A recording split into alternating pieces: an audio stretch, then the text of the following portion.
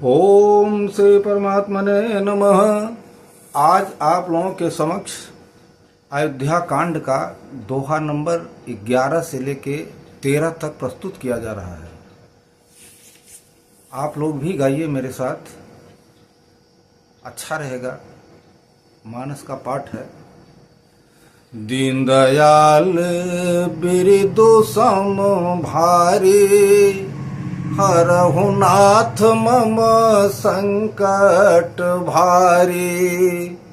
बाजहि बाजने विविध विधाना, पुर प्रमोद नहीं जाई बखाना।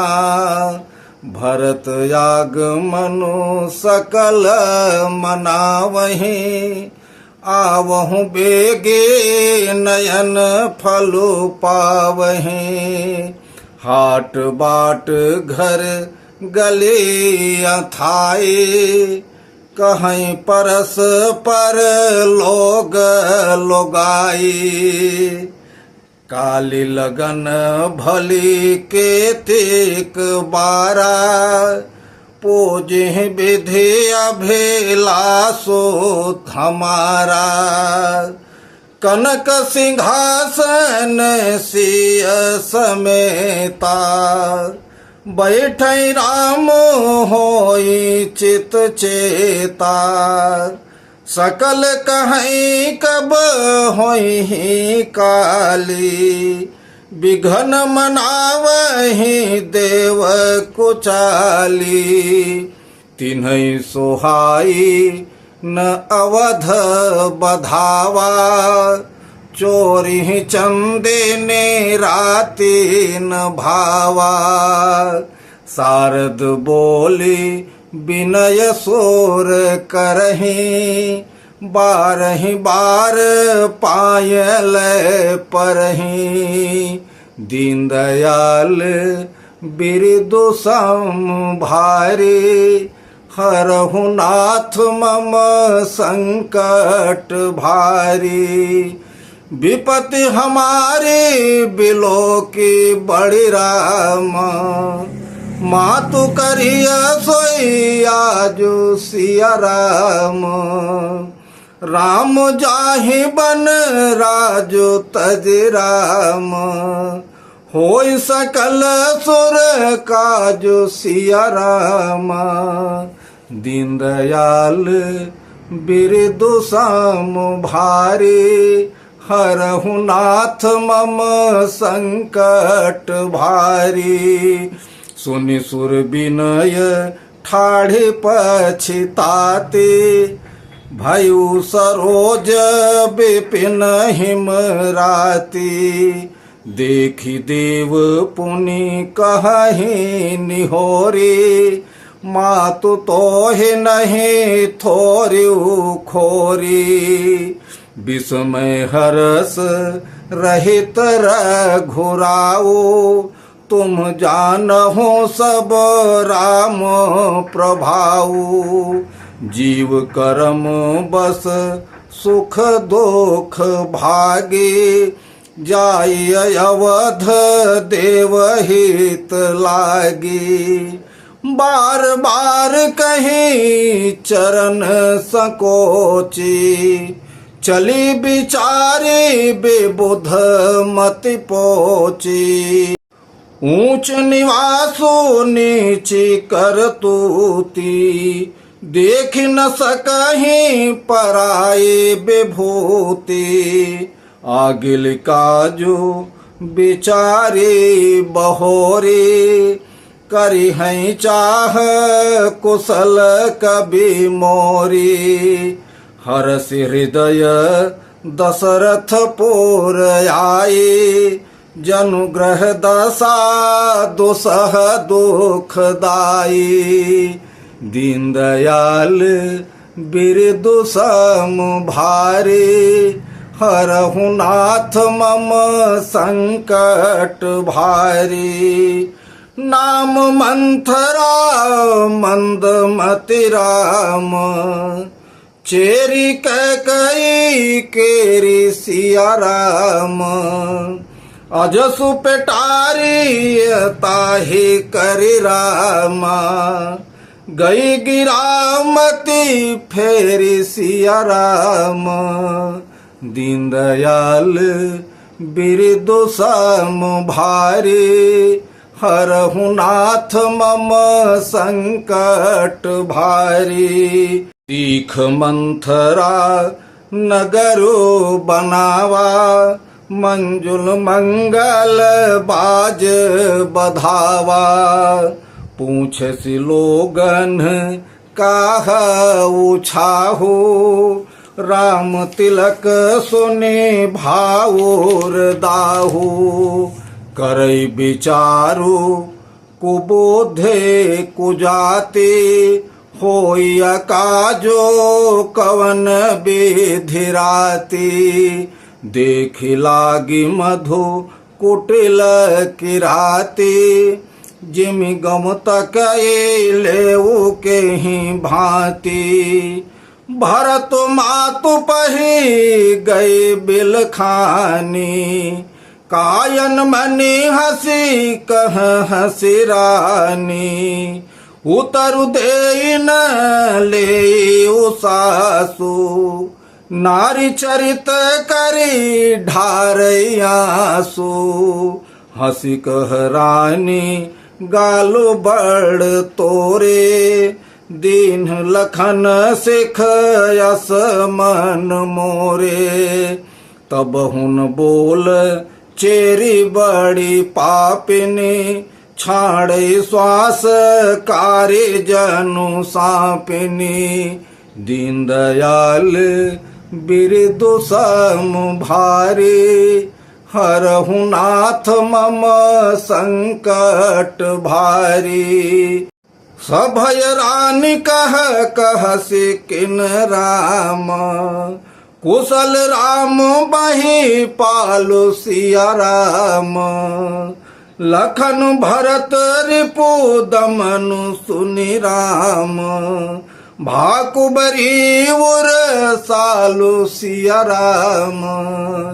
दीन दयाल बिरदु सम भारी, हरहु नाथ मम संकट भारी। बोलिए सियावर रामचंद्र की जय, बोलिए सियावर रामचंद्र की जय।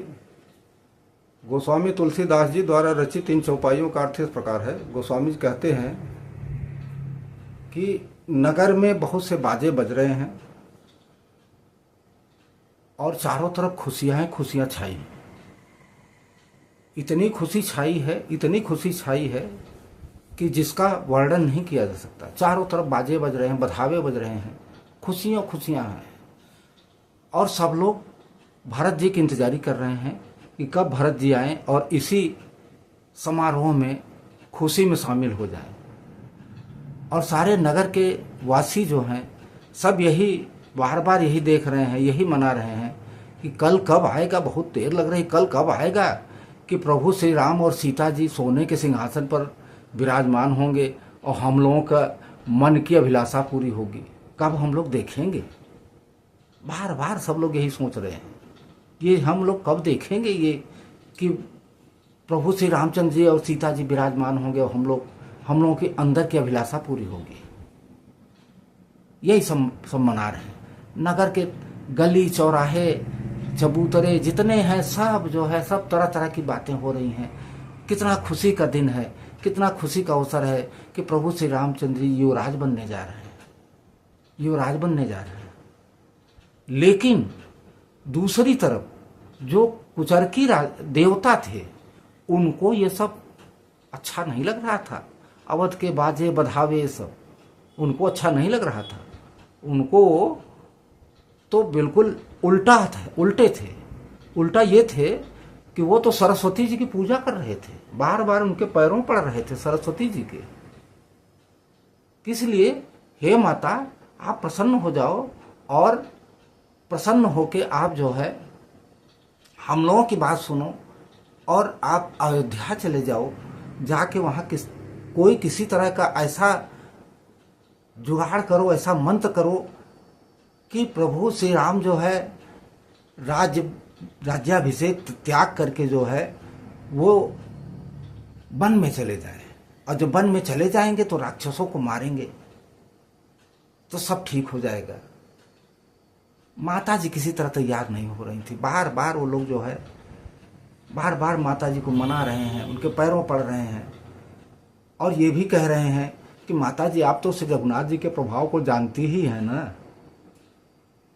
वो न किसी विषाद में रहते हैं न किसी हर्ष में रहते हैं, उनको कुछ नहीं वो है, और आप किसी तरह की वो चिंता न करो, आपको किसी तरह का कुछ नहीं लगेगा, किसी तरह का आपको कुछ नहीं लगेगा। आप अगर इस तरह से कर देती हैं ना तो बहुत ही सुंदर हो जाएगा, सारा जगत सुखी हो जाएगा। ये देवताओं का कहना था। तो माता जी मन में सोचने लगी कि ये देवता लोग तो बड़े ही मतलब इनकी सोच बड़ी नीच है, रहते तो बड़े ऊंचे स्थान पे हैं लेकिन इनकी जो अंदर की सोच है ना वो बड़ी नीची है। और वो लोग बार बार उनके पैर पकड़ रहे हैं, बार बार उनके क्षमा याचना कर रहे हैं कि माता आप ऐसा करो, कुछ करो कि प्रभु श्री राम वन चले जाएं, और राक्षसों को जब मारेंगे वहां तो सारा जगह सुखी हो जाएगा। रावण के यहाँ देखते हैं ना कितने देवता और कितने वो गंधर्व, कितने सब वो सब बंदी बनाए हैं। रावण अत्याचार कितना कर रहा था, इसीलिए देवता लोग सब ये सब कर भी रहे थे कि ऐसा अगर माता जी करेंगी तो ऐसा हो जाएगा। अब माता जी क्या करें, बड़े सोच में पड़ गई, पछताने लगी कि अब करें तो करें क्या। बार बार वही समझा रहे हैं कि माता आपको कुछ नहीं होगा, आपको कुछ भी नहीं होगा, आप जाओ और इस तरह से काम कोई कर दो तो हम लोगों का भी काम हो जाए, हम लोगों को भी अच्छा हो जाए, बढ़िया हो जाए। माता जी ने क्या किया, मजबूरी में चल दी वहां से। यहां आई अवधपुरी दशरथ जी के महल में। ऐसा लग रहा था कोई बहुत बड़ी ग्रह दशा जो है खराब करने आ रही हैं, कोई आ गई हैं। अब माता जी तो आई हैं, माता जी तो देवताओं के पूजा करने के हिसाब से आई हैं, उसमें कोई क्या कर सकता है, होना भी यही था, ये आप लोग भी जानते हैं। मंथरा नाम की एक दासी थी कैकेयी की। सरस्वती जी को कुछ नहीं सूझा, उन्होंने जो मंथरा नाम की दासी थी उसकी मति में फेर दी, उसकी मति, वो मंद बुद्धि थी, कुबड़ी थी, उसकी मति फेर के सरस्वती जी चली गई। अब मंथरा जब आई, देखी नगर चारों तरफ से सजा है, सब बधावे बज रहे हैं, बाजे बज रहे हैं, तो लोगों से पूछा कि भैया ये क्या है, क्या हो रहा है। तो लोगों ने बताया कि कल प्रभु श्री रामचंद्र जी का युवराज पद राज तिलक होगा। ये सुन के वो पापिन थी, उसको बड़ा क्रोध लगा अंदर से, और मन में सोचने लगी कि ये कितना जल्दी बिगाड़ दे, रात ही रात बिगाड़ दे तभी ठीक रहेगा ये, क्योंकि सरस्वती उसकी मति फेर दी थी। अब वो जो है वो धीरे धीरे करके कैकेयी के महल में गई। कैकेयी के महल में गई तो कैकेयी जब देखा तो उससे पूछा कि क्या हाल है, पूछी तो कुछ नहीं बोले, उदास थे। तो कैकेयी ने कहा कि आज उदास क्यों हो, तुम तो बहुत बोलती थी, आज उदास क्यों हो, तुम्हारे उदासी कारण क्या है।